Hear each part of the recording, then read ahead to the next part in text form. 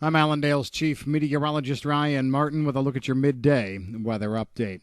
We've got precipitation slowly working its way across the western Corn Belt. Surface analysis right now shows most of the good rain, showers and thunderstorms over central to eastern Iowa, up into southeastern parts of Minnesota and pushing into Wisconsin. The long tail of precipitation that we were talking earlier about, might be a little concerned about coming down through eastern Kansas and Oklahoma, has decreased in scope and in its intensity a little bit. So right now we're not looking for a lot of moisture to hold on into parts of Missouri. I think some of Missouri will see scattered showers, but that's about it. With the way that this southern leg is dying off right now, it makes me feel a little bit better about our thought process that says most of Illinois is not going to see anything, and a good chunk of Indiana and Ohio won't either. That being said, it does look like the cool front will actually be able to meander through parts of the Corn Belt through the weekend as we go through tomorrow and into early Sunday.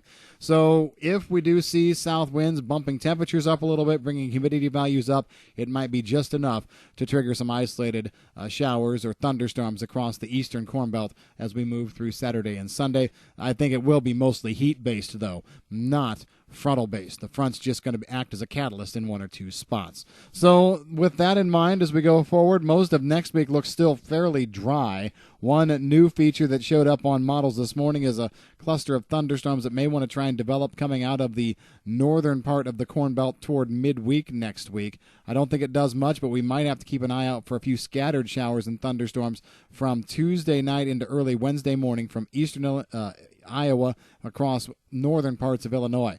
Amounts don't look spectacular, quarter to half inch, that's about it.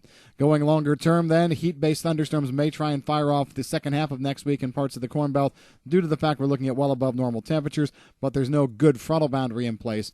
The frontal system that works through for Labor Day weekend, the 5th into the 6th, does have some pretty good rains with it in the upper Midwest, Minnesota, Wisconsin, and then into the Great Lakes in Michigan. We could see good rains up to an inch or better.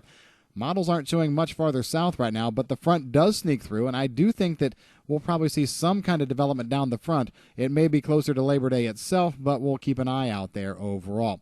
Following that up, another system we'll be trying to work in toward the 11th and 12th. Has some moisture with it. I'm not overly convinced that it's going to be a fantastic rainmaker, but again, we'll keep an eye on it. Probably the bigger thing to keep an eye on as we go through next week is going to be the tropical storm, Erica, bearing down on Florida.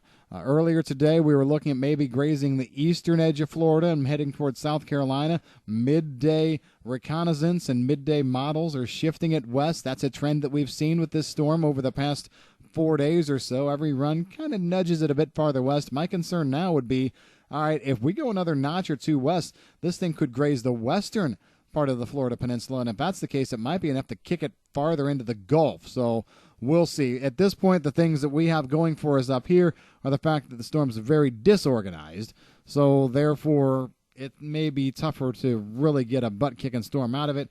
It's got to cross the Dominican Republic island yet and probably move over eastern parts of Cuba before it can get anywhere close to strengthening into hurricane status. If it does, still probably going to be a very, very minimal hurricane. So this is not a big, big story, but of course, since it is the first storm to flirt with landfall on the U.S. in a while, we're giving it some attention. This will throw a lot of moisture into the southeast, but since it's not a strong storm and it doesn't have the right trajectory, we don't think it does much more than that. In other words, just keep an eye on it here through the weekend. We'll update you next week. If you've got any questions on the weather, give us a call at Allendale. I'm Chief Meteorologist Ryan Martin.